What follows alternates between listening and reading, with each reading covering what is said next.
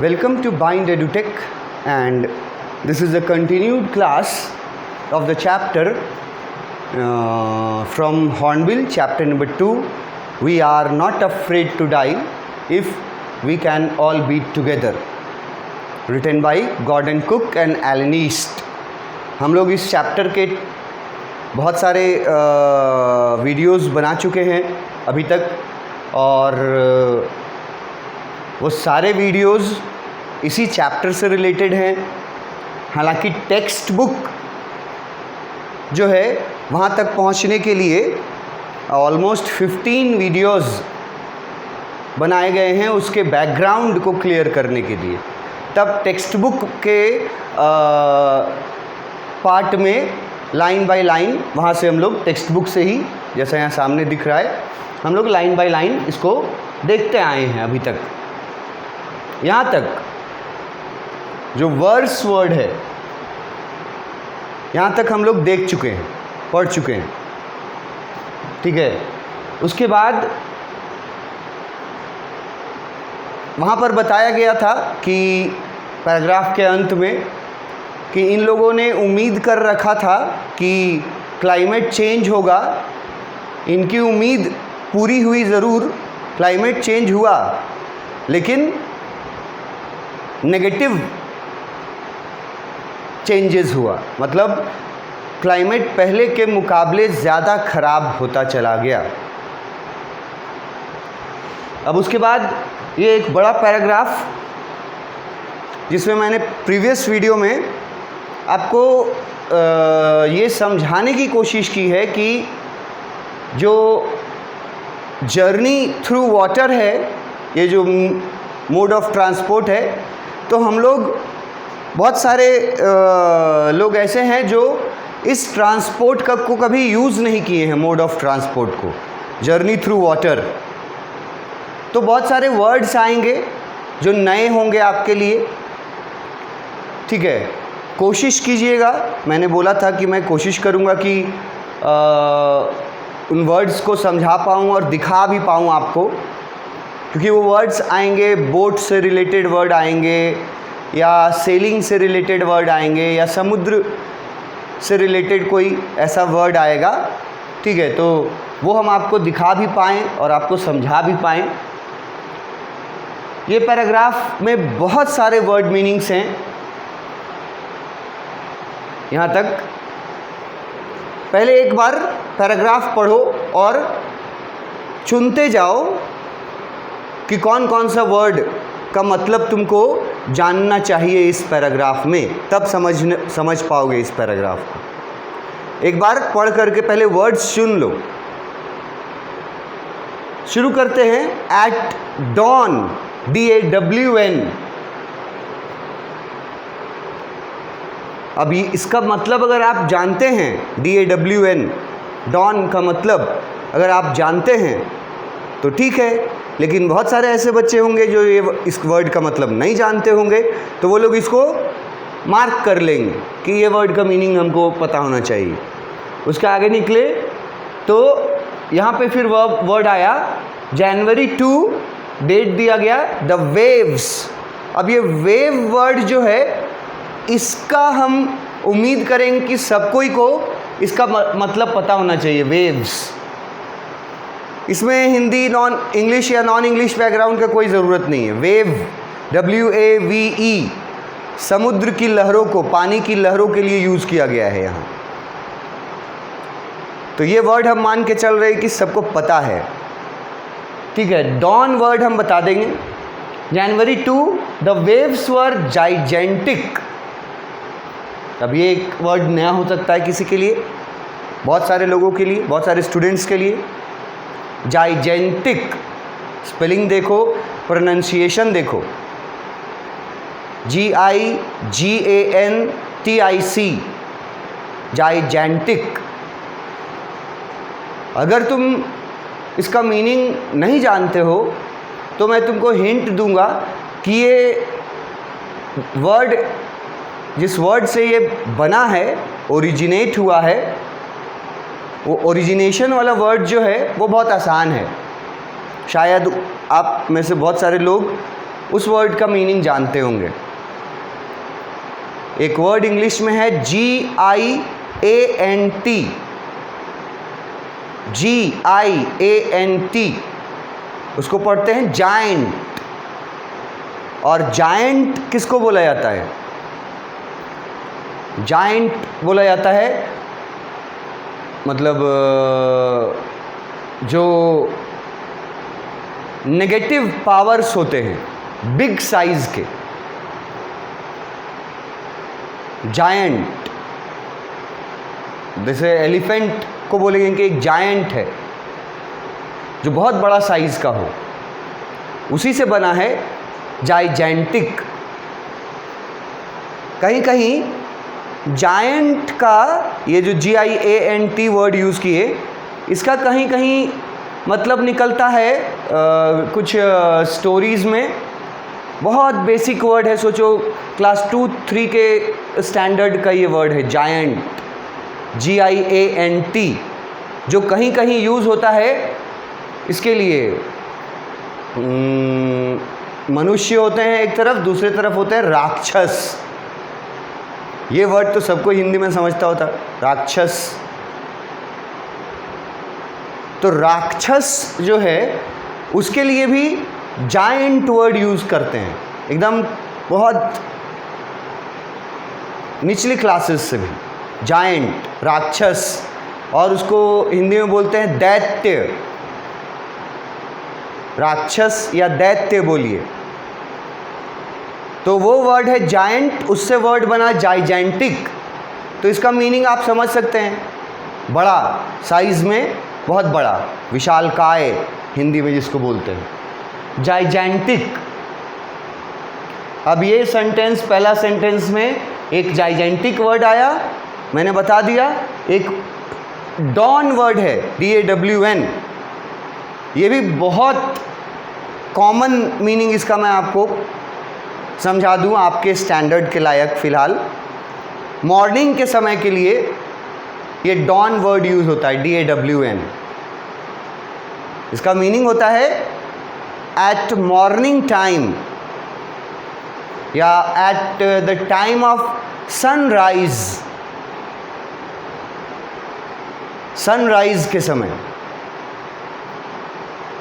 तो मॉर्निंग इसका हम लोग इजी मीनिंग निकालेंगे। DAWN का मतलब यहाँ है मॉर्निंग टाइम। अब बताओ, मॉर्निंग लिख देगा तो आसान रहेगा ना, लेकिन अब आपका स्टैंडर्ड को ऊंचा करना है तो अब मॉर्निंग नहीं चलेगा। अब लिखा DAWN, डॉन, जिसका मतलब है मॉर्निंग। उधर जाइजेंटिक, जिसका मतलब है बहुत बड़े साइज का, राक्षस जैसा, दैत्य, जो बड़े साइज के दिखाए जाते थे। तो फर्स्ट सेंटेंस में बताया कि 2 जनवरी का दिन था और सुबह के समय वेव्स जो थे, सी वेव्स, समुद्री लहरें, जो पहले से ही 15 मीटर की ऊंचाई तक पहुंच गए थे, 15 मीटर्स। जो लोग चैप्टर फॉलो करते आ रहे हैं वो लोग को समझ में आ जाएगा कि 15 मीटर्स मैं कहाँ से बोल रहा हूँ। ऊपर ही टेक्स्ट बुक में ही दिया हुआ था, जहाँ पर मास्ट वर्ड का मीनिंग तुमको बताए थे हम, कि इनके मास्ट का, इनके बोट के, शिप के मास्ट का साइज़, जो मेन मास्ट था, मुख्य वाला पोल, उसका साइज़ 15 मीटर था। और समुद्र की लहरें पहले से ही 15 मीटर ऊंची मतलब कि आ रही थी। अब वो लहरें जाइजेंटिक हो गई। 2 जनवरी सुबह के समय वो समुद्री लहरें जो पहले से ही 15 मीटर ऊंची थीं, उनका जाइजेंटिक हो जाने का मतलब आप ऑब्वियसली समझ सकते हो कि वो और ज़्यादा ऊंची हो गई लहरें। 15 मीटर के जगह 50 मीटर ऊंची लहरें हो गई, 30 मीटर ऊंची लहरें हो गई, 25 मीटर ऊंची लहर भी बहुत होती है। 25 मीटर, 20 मीटर ऊंची लहर से ऊपर के लिए हम ना जाइजेंटिक वर्ड यूज़ कर सकते हैं। ये वर्ड किसके लिए यूज़ हुआ? समुद्र समुद्री लहरों के लिए, वेव्स के लिए, सी वेव्स। आप लोग फिजिक्स में भी और शायद केमिस्ट्री में भी कहीं कहीं वेव्स वर्ड पढ़ते हैं, अगर इंग्लिश में आप पढ़ते हैं तो WAVE, फिजिक्स में भी आता है। यहाँ पे वेव का मतलब है समुद्री लहर 15 मीटर से और बढ़ करके जाइजेंटिक हो गई। किस तारीख कौन सा था? 2 जनवरी। टाइम कौन सा था? मॉर्निंग टाइम में। लेकिन आपको DAWN वर्ड का ये वर्ड भी पता होना चाहिए ना कि इसका मतलब है मॉर्निंग। तो 2 जनवरी मॉर्निंग लहरों का साइज जाइजेंटिक हो गया और बढ़ गया। We were sailing with only 1 small storm jib. अब यहाँ पर शिप का या बोट का एक अब कुछ पार्ट्स के नाम आएंगे। वो पार्ट्स एसेंशियल पार्ट्स हैं बोट और शिप के लिए, लेकिन हम आप लोगों को अनजान इसलिए लगेंगे क्योंकि आपने कभी समुद्री यात्रा नहीं की, तो आपको अनजान लग सकता है। तो यहाँ पर एक वर्ड है जिब, जो मेन वर्ड है JIB, 3 अल्फ़ाबेट का। तो जिब क्या है ये आपको पता होना चाहिए। जिब is a part of the boat, जैसे जस्ट लाइक मास्ट। मास्ट मैंने बताया ना आपको, पोल जैसा लंबा जो होता है मास्ट, जैसे वो एक पार्ट है, एसेंशियल पार्ट है किसी भी बोट या शिप का।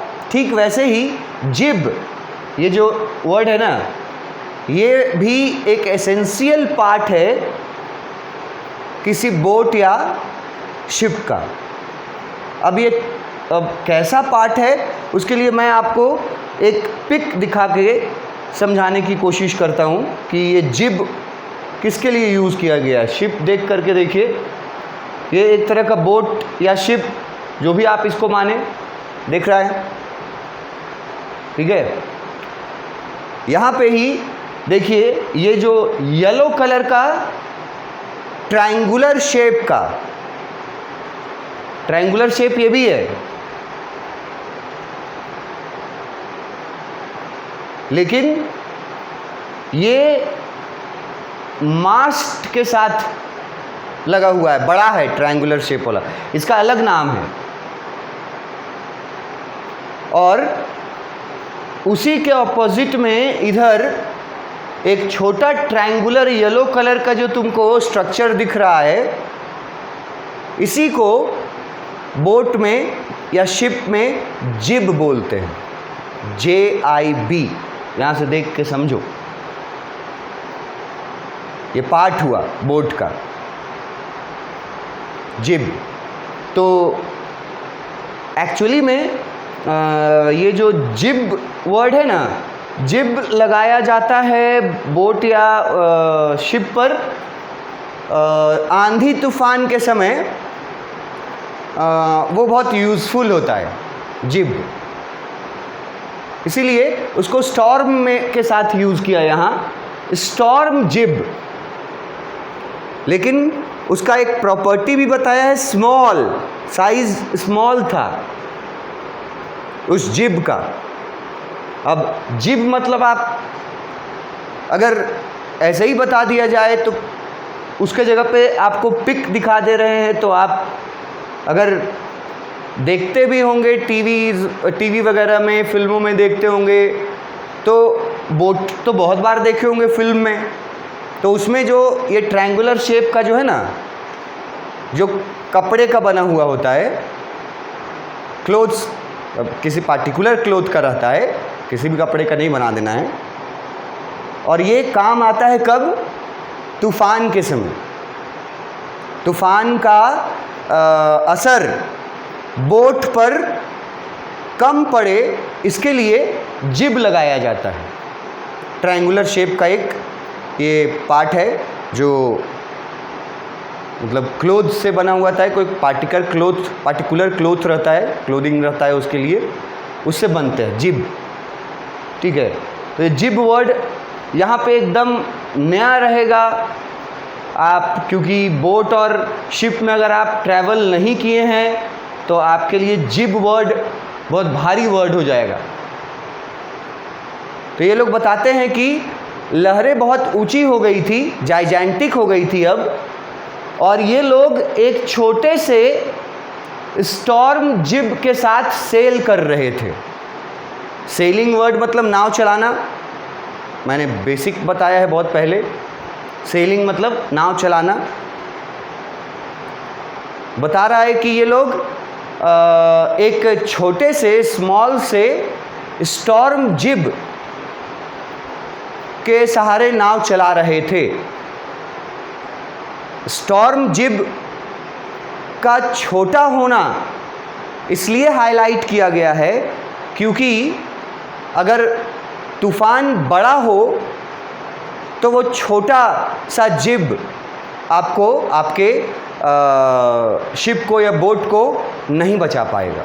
छोटा जिब रहेगा तो, बड़ा जिब रहेगा तब बचा पाएगा। ज़्यादा जितना बड़ा तूफान रहेगा उतना ठोस आपका जिब चाहिए, उतना मजबूत या उसको झेलने लायक आपका जिब होना चाहिए। अब यहाँ तूफान को बताया गया जाइजेंटिक, मतलब विशालकाय रूप धर चुका है, और उसके सामने बोट में जो जिब लगा हुआ है वो बहुत छोटा है। तो ये इनके लिए बहुत नेगेटिव पॉइंट है। ये जिब, छोटा जिब, ये उस बड़े तूफान का सामना नहीं कर पाएगा। ये चिंता वाली बात थी। And were still making 8 knots. अब यहाँ एक वर्ड नॉट वर्ड आया। अब वो नॉट जो के से शुरू हुआ है, और ये नॉट में से अगर एस हटा दें, KNOT, तो इसका एक बेसिक अर्थ तुम लोग जानते हो, गांठ लगाना। रस्सी है, गांठ लगाते हो ना, बांधते हो ना, टाई करते हो ना, तो गांठ जो लगाते हो उसके लिए ये वर्ड यूज करते हो बहुत सारे लोग, नॉट, गांठ के लिए। लेकिन यहाँ बिल्कुल डिफरेंट है। नॉट्स लिखा हुआ है और यहाँ लिखा है 8 नॉट्स। यहाँ पे नॉट क्या है? यहाँ पे नॉट जो है वो स्पीड मेज़र करने का एक, जैसे हम लोग जब बाई रोड एक यूनिट है, स्पीड मेज़र करने का एक यूनिट है।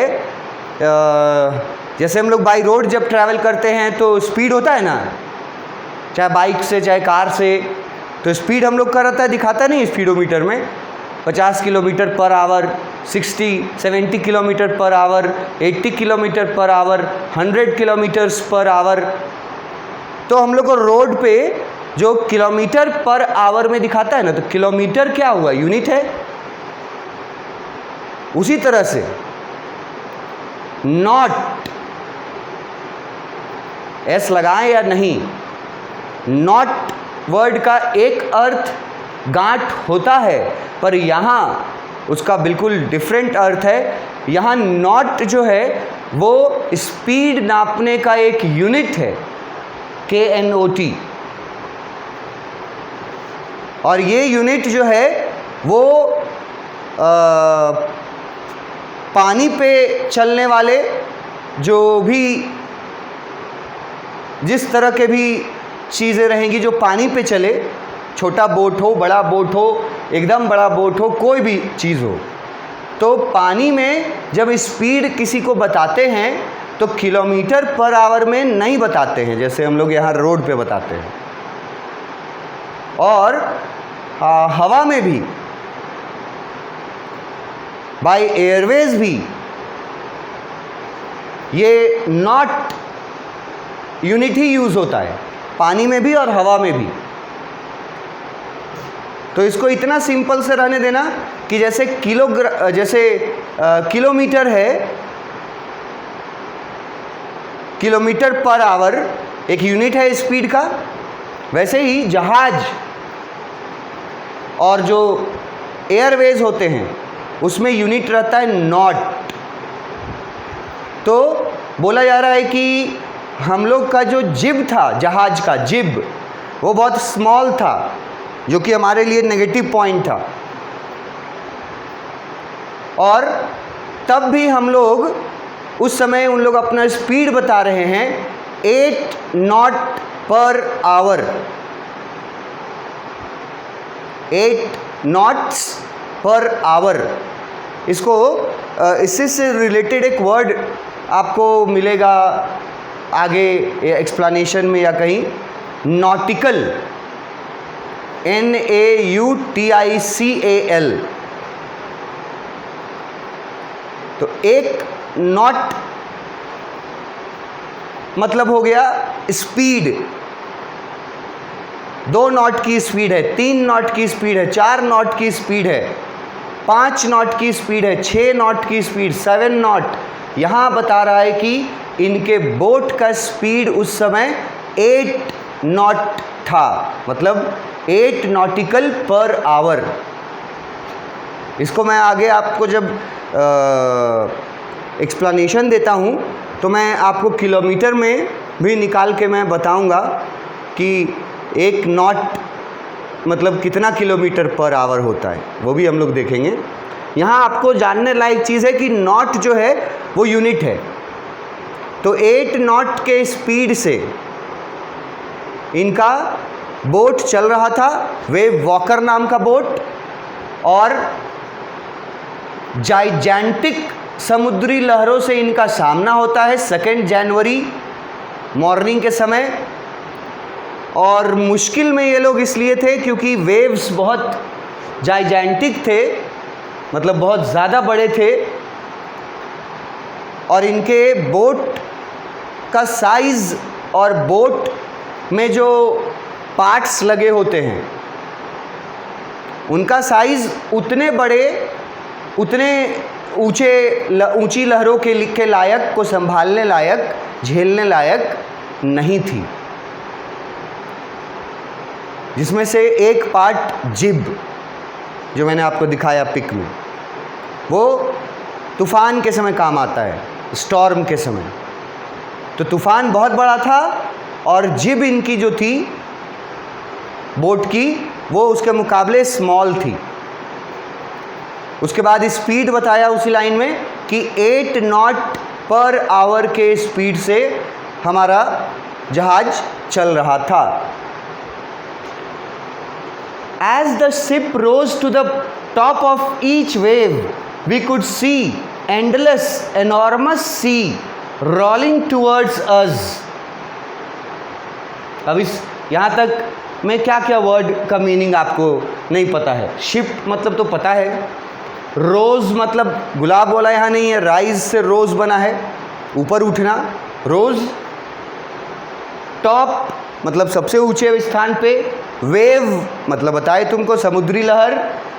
उसके बाद एंडलेस मतलब अंतहीन, और एनॉर्मस वर्ड एक बहुत इजी वर्ड है हालांकि, लेकिन अगर किसी को नहीं पता तो एनॉर्मस वर्ड अब एकदम याद रख लो अच्छे से, क्योंकि ये 11th-12th के स्टैंडर्ड में बहुत बार आएगा और ये स्टैंडर्ड अब आपका होना चाहिए।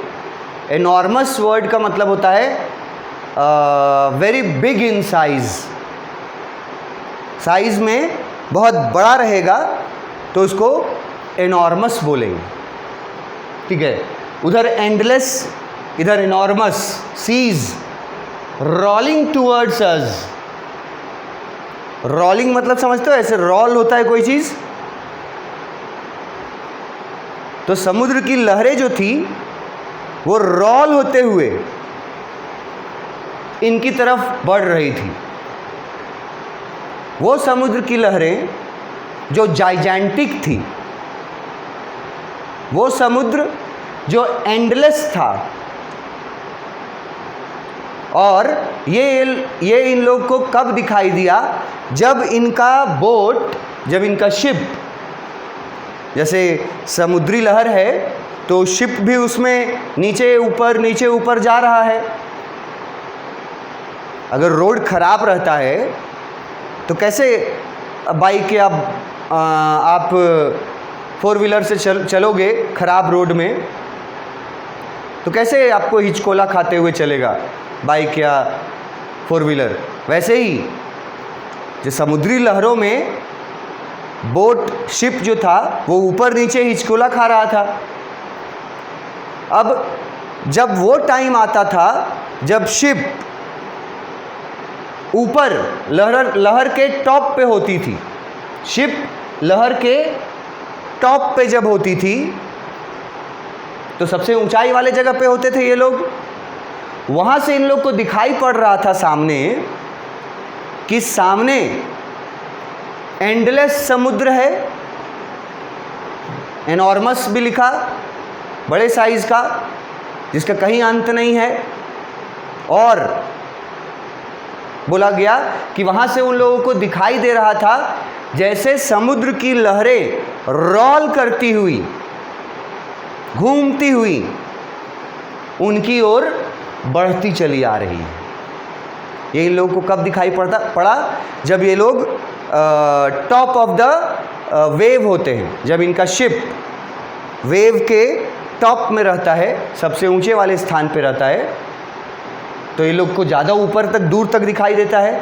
उस समय इन्होंने देखा कि उधर समुद्र की तरफ से एंडलेस है, कहीं कोई अंत ही नहीं दिखाई दे रहा है। बड़े बड़े साइज़ का समुद्री लहर जो है, जाइजेंटिक समुद्री लहर जो है, ये रोल करते हुए इनकी तरफ बढ़ रहे थे। ये इन लोगों ने देखा, और तुम अब समझ सकते हो कि मुश्किलों की शुरुआत हो चुकी है इन समुद्री लहरों, जाइजेंटिक समुद्री लहरों से, जिसकी शुरुआत 2 जनवरी को हुआ सुबह के टाइम। तो वो लहरों की शुरुआत हो चुकी है। मैंने कुछ वर्ड्स बताए आपको, यहाँ तक हम लोग पढ़े हैं कि समुद्र जो है वो लग रहा था जैसे उनके तरफ रोल करते हुए आ रहा है। आगे और कंटिन्यू करेंगे नेक्स्ट क्लास में। Thank you.